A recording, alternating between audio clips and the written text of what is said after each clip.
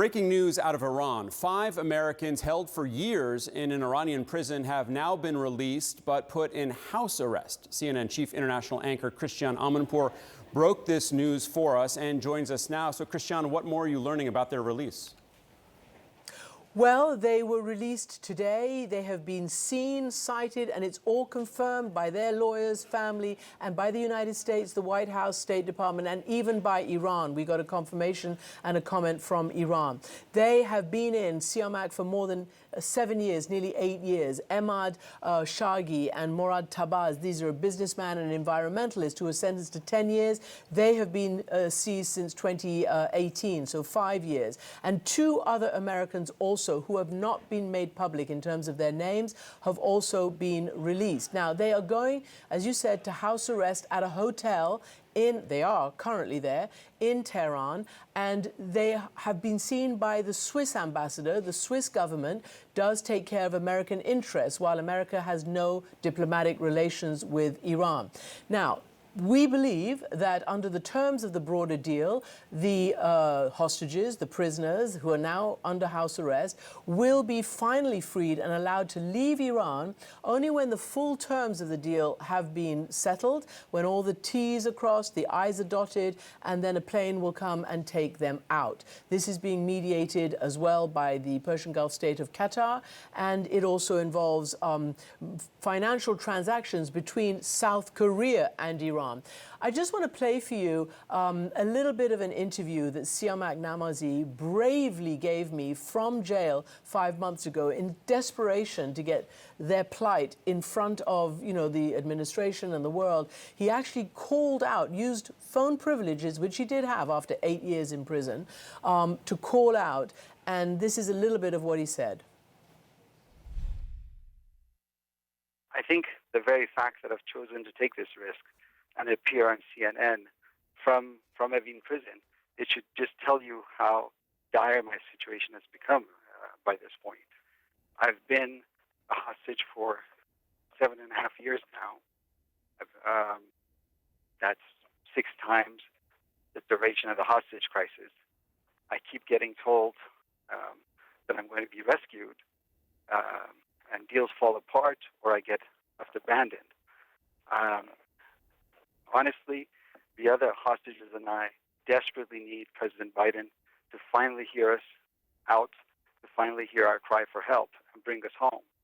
And I suppose desperate times call for desperate measures.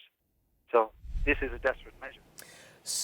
So that desperate measure, as he said, has borne some fruit. Now, all the families and their representatives are very careful not to put the cart before the horse. They know that this is the first step, a welcome step, but there's a number of weeks of negotiations to complete before they can actually come home. Importantly, we got a reaction and a confirmation from the Iranian government when my team called and asked them, the UN mission in New York, who said this is a result of humanitarian cooperation, also by a third-party government. Iran and the US have agreed to reciprocally release and pardon 5 prisoners. And the transfer today, the Iranians said, is a first step to that. So that means the Iranians expect 5 prisoners to be released by the United States at some point in the future. And then there's the bigger question of the frozen funds that Iran expects to get, not directly into a trust kind of account managed by the Qataris, we understand, only to be used for humanitarian aid and goods that are not sanctioned, and for the good of Iranians who are suffering under severe sanctions and, their government mismanagement at the moment. Christiane, what more do we know about those prisoners who Iran would be receiving and the amount of money that they would be getting back? And if I may, to what extent this is tied to the conversations over Iran's nuclear program as well? Well, look, you know that the U.S., certainly the Biden administration, really wanted to go back into the nuclear deal, and years now of discussions have yielded nothing yet in that department. So they then, had to figure out how to get these Americans home.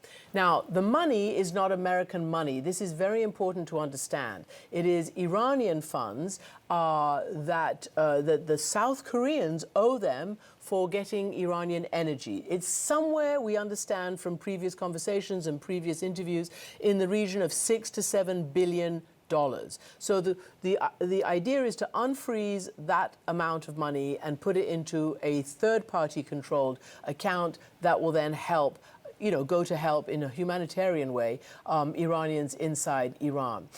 We don't know, I don't know the nature of the Iranian prisoners held in the United States.